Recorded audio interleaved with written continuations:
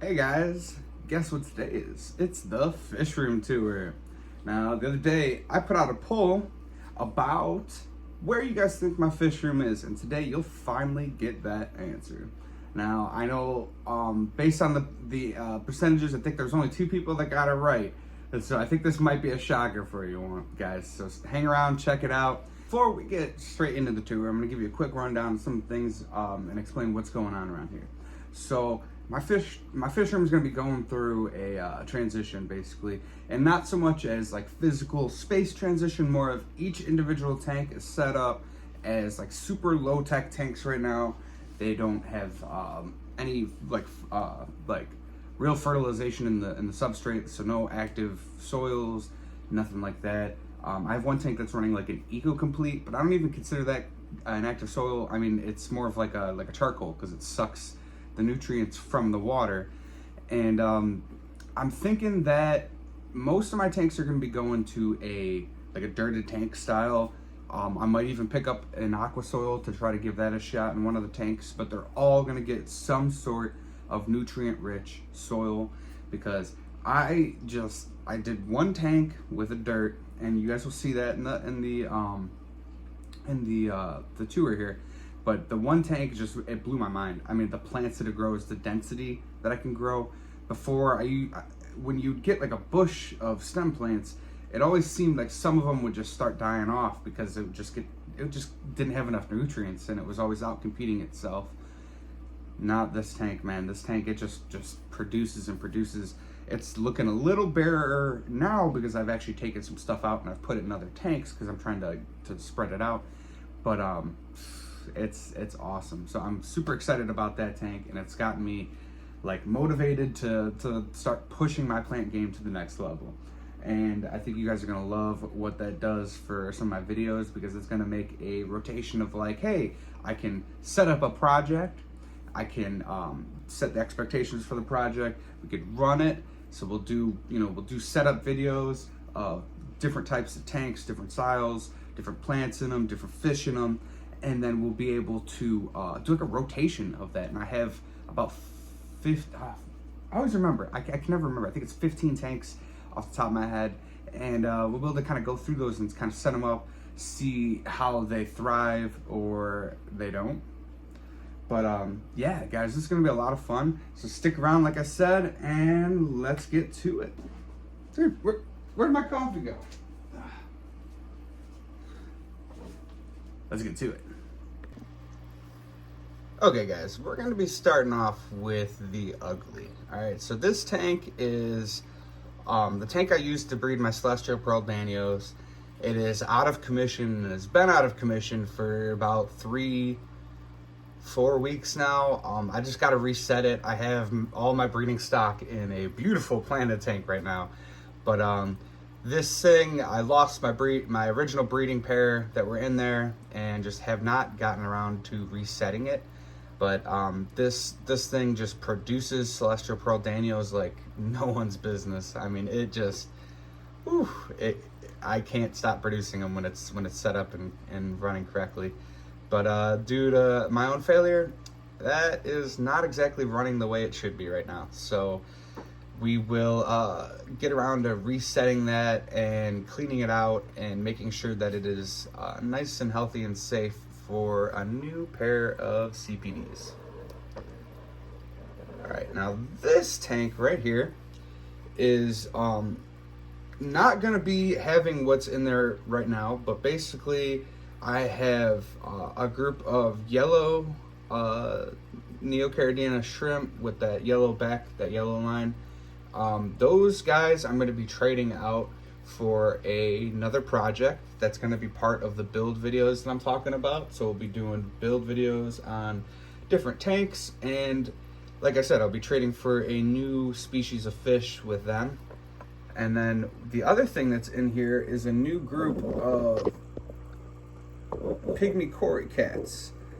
I think I got 5, no, I think I got 6, because it was $30 total, and I think it was $5 a piece. So I think I got 6 of them. If I remember correctly, they're all swimming around on there. They are very happy. They're probably hiding under that leaf for the most part, except for that guy. There's always the one by himself, and the rest of them all seem to jam together. So I love them though. They are like the cutest thing in the world. The cutest thing in the world. And that's my dog whining here. His name is Jax. You guys have met him before. But so yeah. So oh, there's actually another one swimming around in the back there. A couple of them. You guys can see them kind of. Yeah, I'm loving those guys though. Corys are definitely something I think I'm going to be interested in the future. At least the pygmy ones, not really the full size ones. I have a couple of those. They're not really stoking my interest that much.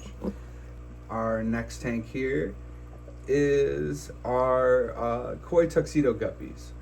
So I actually had a lot of colored up pairs in there, and I just brought those to my most recent swap at the Fins and Feathers Fest. So I sold a lot of them. I'm probably not going to be keeping this strain, so this tank is also going to be getting reset. And this tank and this tank are going to get 2 new projects.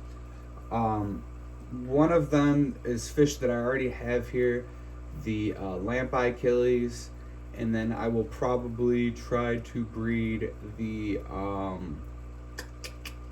what was it? The clown killies as well. And I have another tank that I'm going to be actually growing them out in.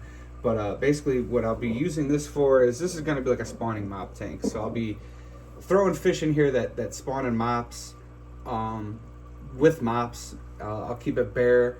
They will spawn, boom, boom, boom, and then I'll put them back in their actual tanks, and then this will be like the tank that I try to get the fry out of. So we'll see how that goes. Right now, this actually has neon lamp eye fry in it, or at least what I'm pretty sure is lamp eye fry. So I am pretty excited about that. So we'll see how that goes. But this one right here, I'm not exactly sure 100% what I'm gonna do. This tank was actually the original tank that I bred my cockatoides in. I kind of want to do another round of breeding them just because they were really fun. But I've already done it, so I don't know if I'm gonna actually set up another breeding pair. If I don't, I might do my crebensis in this tank and just see if I can get an actual breeding stock. But all 3 of these tanks will remain bare bottom tanks.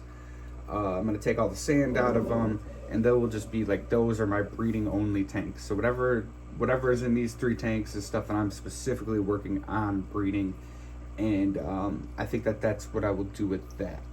So those guys will probably end up with either an Episto pair, a Crebensis pair, or who knows, maybe I end up with something else that might be, maybe I end up putting the things that I'm going to trade those shrimp in that tank. We'll see.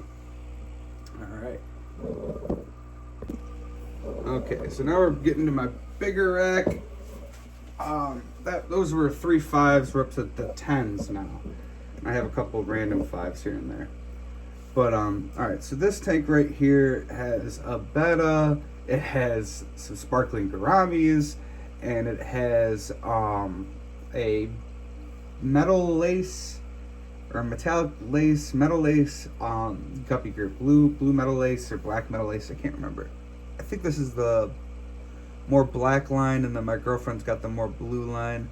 We always argue about it if it's black or blue. I don't know. You guys could tell me, but yeah. So we got one of my sparkling gouramis there. I absolutely love those things. They're so freaking cute. And then the original betta.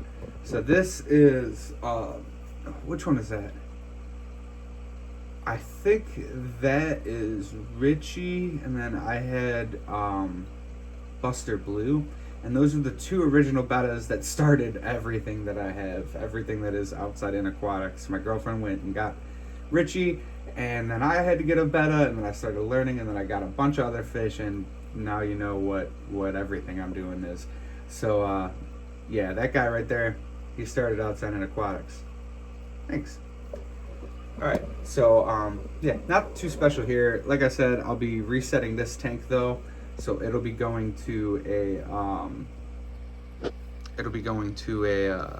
a like a dirted tank. It'll be getting some plants, and yeah.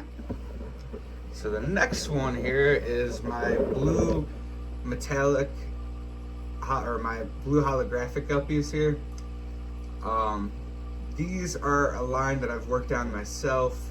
They came looking okay, kind of raggedy. Some of them are still kind of looking raggedy. I don't know if I'm going to keep up with this project. The guppies, man, it's just they keep producing babies. You can never sell enough guppies. You always have extras. And that's not the position I ever want to find myself in. I don't want to have an overstock of fish and be fighting to deal with the stuff. I'd rather just, I don't know, I'd rather focus on, you know, like one strain of guppy, and I'll show you the strain that I'm probably going to be focusing on. It's probably not going to be this one, because I think the one that I'm going to focus on is going to be more worth it. And then maybe I'll probably pick up one other strain to have two strains of like really solid guppies, and then yeah, I mean, that's pretty much it. Just two strains of really solid guppies, ones that I can possibly start selling online or just locally, that no one has locally. All right, now this just happens to be my like dominant male Episto cockatoidy tank. So I've had a group of them that have been growing out for a while, and I bring them to the swaps and they sell pretty well. So I got those two, or I think it's three. Yeah, I think it's just three in there that are the more dominant ones. So they have their own space. I keep it filled with the guppy grass. So if there's any aggression, they kind of can hide from each other. They do pretty well though. They're definitely like an aggressive fish, but mine, I don't know, man. I got the original parents from Dan's Fish, and they are just not friendly. Like there's definitely territory things. Like you'll see them, like they'll chase and stuff, but they don't fight like everyone will say that a lot of Epistos do. They're a lot chiller. So I think it's something to do with, man, you get Dan's fish from Dan's Fish, you're gonna be in a good spot. They're just amazing fish. You can't beat it. So yeah, that's my guppy grass grout. All my glass is gross because, like I said, I'm going to be doing so much work on this stuff. I'm just really not worried about the maintenance of it or the look of it right now. More worried about just getting everything to where it needs to be. That's a bare bottom. It'll be going to a dirted tank. All right, guys. Since we're on the topic of dirted tanks, I got to know. Light it up in the comment section. What's better? Dirted tank, aqua soil tank, naturally like fertilized tank, you know, when you just let the fish poop build up and that's eventually what your plants eat off of. No water change tank. What do you guys think is the best? I personally think that I'm going to end up going for dirted tank because it's cheaper than aqua soil. Water change weekly, 20%. That's usually where I live. But what do you guys think? Let it up in the comments. I want to know, guys. I gotta know what's the best one. Also, am I going to regret doing all dirted tanks? What do you guys think? I'm not really sure. I think I'm going to love it. What do you guys think? Alright, so this tank right here is primarily my Celestial Pearl Daniel Growout tank. So what I'll do is I will have the breeding pair in that tank that I showed you earlier. They'll drop babies. When the babies are getting bigger, you know, I see them free swimming, I net them out, scoop them out, whatever, and I drop them in this tank. I've also found that my Nubius grows really, really, really well in this tank just floating. So what I do is I float my Nubius rather than try to plant it or attach it to anything, and I just propagate it like that. So I just literally float the Nubius in the water right there, chop off sections of it to bring to swaps or to sell to people when I do deals online or through Facebook or whatever. And yeah, so I'm digging it. I also have some crypts growing out there. I don't know what they are. One that's kind of covered in the back there is supposed to be a nuri crypt from Boost Plant. It's growing out pretty well. It's the only thing out of the $100 that I spent to Boost Plant after they even replaced the first thing I ordered from them. It's the only thing that survived. I have one little clump of supposed cryptocoronary. I won't ever buy from that company again. I don't know, man. Maybe other people have had different experiences. So this is our next tank right here. This is my pearlweed Growout. It's just a big old bunch of pearlweed. I threw it in there, and for some reason, pearlweed loves these Nicru lights. It's if I put it under other lights, it doesn't grow. Like, it just doesn't grow as well. So I think it likes like that blue white light, it seems, and then it definitely likes the hard water that I have. So, you know, I throw a little bit of fertilizer in there every now and then. Keep the light on there, and it works awesome. Also, I have a pair of clown killies and then another female in there. It was only supposed to be a pair, but she escaped from me when I was trying to net them out. She should be in another tank. So I'll eventually take all three of them out, and I'll put them in the other tank, and they will, hopefully some babies will pop out of there. I don't actually look a lot in this one because I know the babies, even if they come out, they're going to be so tiny. And it's possible that they've produced babies in there, and I just haven't seen them. So one of these days I'm going to do an exploration into that, and we'll see. And who knows, man, I've sold some pearlweed to people, and it maybe they got them, you know? You never know. But I also don't know if it's even really possible for me to breed them with my super hard water. I don't know if that's going to affect the eggs. What do you guys think? I don't know. Let me know. There's also some red shrimp and some rabbit snails in there. The rabbit snails I've been working on building up a colony of for a long time, pretty much since the very beginning of the hobby. I've lost a couple because, you know, they jump out or they stick in plants and you don't see them when you sell to somebody.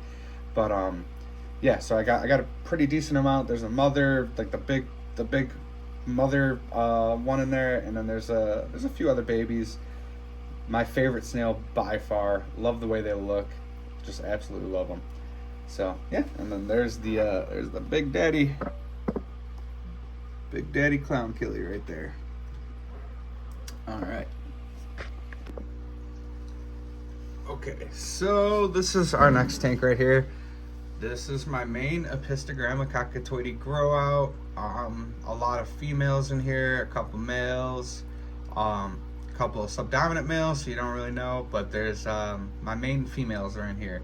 So like, if you look here, pretty sure this one is a female. This one may be a female. I can't remember if I pointed that one out already. That one's definitely a female behind that guppy back there. Definitely a female right there. This one, yeah, what you can you could tell is the females usually have like a darker pectoral fin. So you'll see like the black line. It'll be a straight black line down. See, now that's a male. It's got like the actual flame pattern. It doesn't have that straight black pectoral fin. See, with this female right there, it's got that kind of black pectoral line on that fin. So that's how I tend to sex them, and it seems like it's working out for the most part. Definitely sold a couple pairs. Like, ooh, that's a real good example of a female right there. Yeah, she's colored up.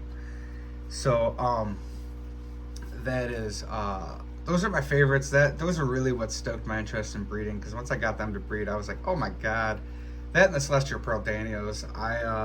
Those are my favorites so far. But yeah, so I got some plants in there. Hygro Blue. There's a plant called Rotala Red, which I'm pretty sure is Rotala Indica. And then I got Bacopa caroliniana Yellow Flame. Definitely into plants. Like, I love plants. I couldn't grow terrestrial plants to save my life, and aquarium plants, for some reason, I do pretty well with. So yeah, we're gonna keep that rocking. So that's my Apista Growout.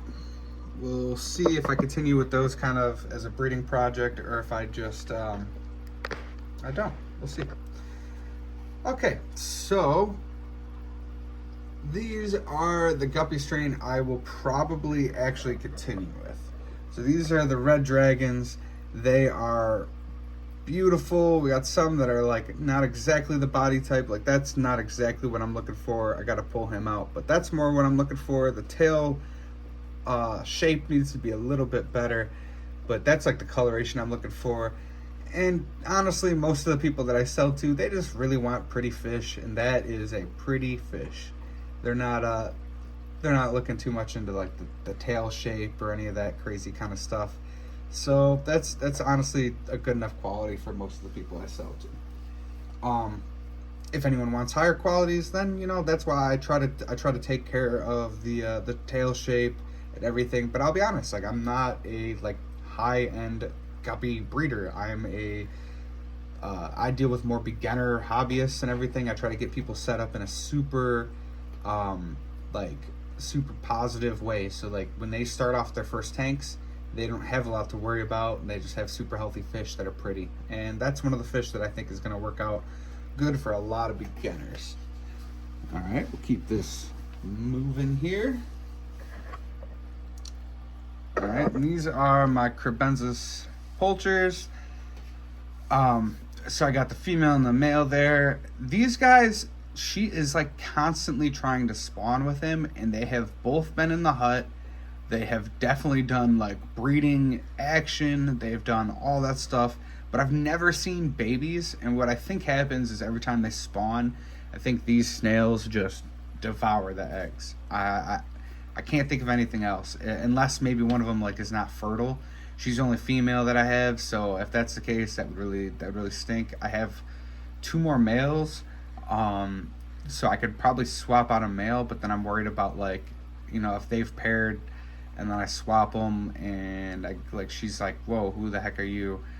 Some stuff might happen, and she's the only female I have, so I'm a little worried about that. But I want to get at least 1 round of spawning out of them, just because like that's why I pick up most fish. Like, geez, you can actually see him. She's trying to attract him right now.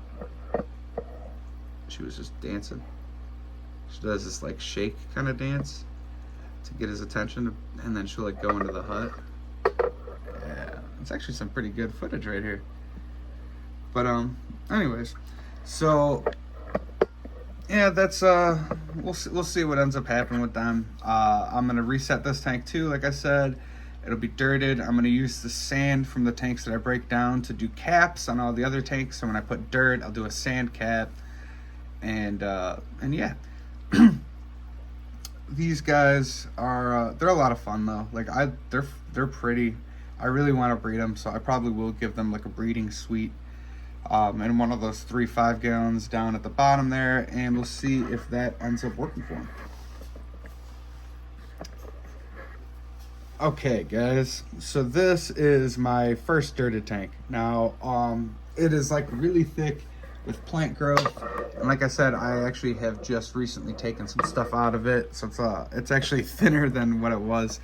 But yeah, so I have there's a lot of plants in here that might not look the greatest at some points, like the Ludwigia broadleaf here. Can't do nothing with that, and for some reason I got it to grow insanely well in one tank. I filled an entire 10-gallon with it from like top to bottom, just stuffed filled with the Ludwigia broadleaf, and since then can't get any of it to grow. I literally moved it to other tanks out of that one, broke that tank down because I was like, okay, well now that I have a bunch of it, I can start putting it in other tanks, and it won't grow in any of my other tanks. I don't know what's wrong with it. I don't know if it's just like a sensitive plant, or it could be the light that I was using in it. I have no idea.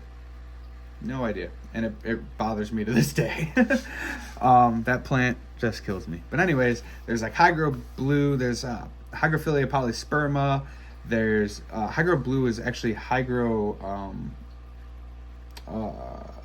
sense of something with an S, I think. I don't know. I'll look it up and I'll tell you guys. But yeah, and then we got some I think Scarlet Temple in there, and yeah, there's some other plants in there too. But real happy with this tank, and this is what's inspiring me to basically upgrade my whole fish room. Alright, now this tank is my absolute pride and joy. This is a 20 long. So all the tanks that we saw before this, except for the first 3 or 5 gallons, and then we went to the 10-gallon section. My Pro Weed Growout is a 1 5-gallon tank, but the rest of them were 10 gallons, so now we're on to the 20-gallon. So this is a 20 long. It's got pearlweed, anubias. These two plants I'm confused about because I can't remember exactly where I got them, but I think one of them's Scarlet Temple, one of them's like the Alternia Renike or something like that. I don't know, guys. I probably should have had that researched. But I got some Rotala indica, I got some Bacopa caroliniana, I got some Taiwan lily, I got some Crypt Wendeti, I got an Amazon sword here. I have or not an Amazon. That might be an Amazon. Some sort of sword. That thing hitchhiked, and it was like literally this small. And I found it, and I was like, like what am I gonna do with that thing? And planted it, and I literally can't believe it turned into that. I don't even know how I got the plant. But so then we got a bunch of anubias here. And this is Anubias congensis. And then it's actually hard to see. Can you guys see this? Check that out. It's a little bit of emergent growth. That's that Hygrophilia that I have. Is that temple plant. Hygrophilia, and that might be Angustifolia. So it's emergent growth, and I'm absolutely loving it. I want it to turn into a tree, so I'm probably going to put a light above the tank to get that little section to get some extra light and see what we can do with it. But this is my nano fish tank. So these are lamp-eye killies. We have a group of celestial pearl danios. There's actually a yo-yo loach, and the only reason he's in there is because I can't catch him. Every time I see him, I try to get him, and he just hides. So I don't think he's ever gonna get out of there. But it really drives me crazy because his home is not meant to be in there. He's supposed to be somewhere else. But he just fights me, and so he stays there. I also have 2 female clown killies, and this will be like the nanofish home. So basically my clown killies when I'm not breeding them, or my lamp-eye killies when I'm not breeding them, will be hanging out in here chilling with the rest of the nano tank. And then I also have that group of pygmy cories down there, and the pygmy cories will go in here as well. And then I'll be selling out of this tank. So once I get full-grown fish out of here, I will grow them out. And the other tanks that I have, don't exactly know which tanks are going to be which because I have to reset everything. But I'll grow them out in other tanks, and this will be like the full size, nano fish tank. Once I get like an actual stock of them, there is one red neon rainbow fish in here, and sad story on this is I had bought a group of them at the swap that I was at, and man, I don't know what happened. Somehow something got thrown on the box that they were in, and 3 of them got smashed, and I lost them before I even got them home. So I got 1 left. He's the only one that nothing happened to, and that is really sad because they're beautiful. I've already gotten some like real good red coloration out of them, but since I only have 1, you almost never get to see him. Oh, he's actually hiding right back there.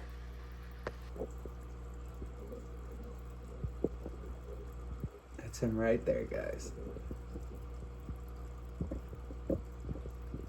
Or her. I actually don't know if it's him or her because like I said, I lost the rest of them. I really upset about that. It took me a couple of days to get over that because it's just like when it's like, it's my fault. There's been a few of those things like just back to back that just really kind of knock you down a little bit, and it bothers me. Anyways, that's the main nano tank, and then I got 2 more tanks to show you, and then I will do the final reveal on where you actually think this fish room is. So these 2 tanks are actually not in my fish room. These 2 tanks are just kind of in my living room, and you'll see where that is. But anyways, these 2 tanks, this is a mess. This is basically just a giant crypt Growout for now, until it gets reset, and when it gets reset, it'll be like done in the style of that other 20 long. Those 2 20 longs are like right in my sight all the time because of where they're located in my house, and so I want them to look really good. This water is super foggy. The only thing that I'm like really proud of is the that, oh my God, why can I not think of it? Pothos. That pothos right there is the only terrestrial plant I've ever grown in my life. And I grew it out of an aquarium. So super funny that aquariums still gave me the ability to grow a terrestrial plant. Anyways, so super happy with that. I just have it in like one of those internal filters, but I just took the motor off of it. So it's just hanging in like a little internal filter basket. Just like that. It's a mess. This tank is disgusting and I need to reset it, and I cannot wait to do that. Probably gonna happen this weekend. All right, so yeah, now we'll drop down low here. All right, so these are my girlfriend's blue metallic lace or blue metal lace. She calls them black, I call them blue, whatever. They are absolutely gorgeous. Oh my God, I never noticed that. Look at this guy. Look at the fins. What the heck? I have never seen that before. That's crazy. Oh my God. What the heck? That's nuts. All right, I'm tripping. All right, so that's really cool. So wow, that really distracted me. All right, so this is her tank. That's a big Mexican oak leaf Growout. I don't know the actual name of the plant. We got it from Aquarium Adventures near me. All right, now this is a part of the fish room that doesn't get a lot of love, but really runs the whole thing. All right, so that's power strip for my water change system. I also have an outlet for my brine shrimp hatchery spotlight. So when I hatch my brine shrimp, I have the light that attracts them to, to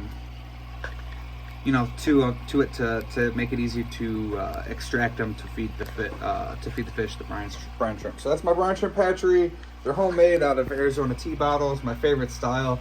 I just flip it over, cut a little hole so it's easy to clean on the bottom, and it makes it nice and simple. Love it. And if you could believe it, we are sitting in my kitchen. This is my fridge, and right behind you guys is my oven, my countertop, my microwave, everything. That's my front door. We are literally just right in my kitchen, which is since I live in an apartment, connected to my living room, and then so it's pretty small place, but yeah, this is my fish room. I make the most out of a small area, we gotta work with what we got. And then I have, like I said, the 2 tanks like right over there. Yeah, so this has been my fish room tour, guys. I hope you guys enjoyed it. I had a lot of fun shooting the film for you guys. I have a lot of fun shooting all of these films with you guys. If you guys wouldn't mind subscribing, commenting, liking, it does mean the world to me. I hope you guys had a good time. Catch you next time.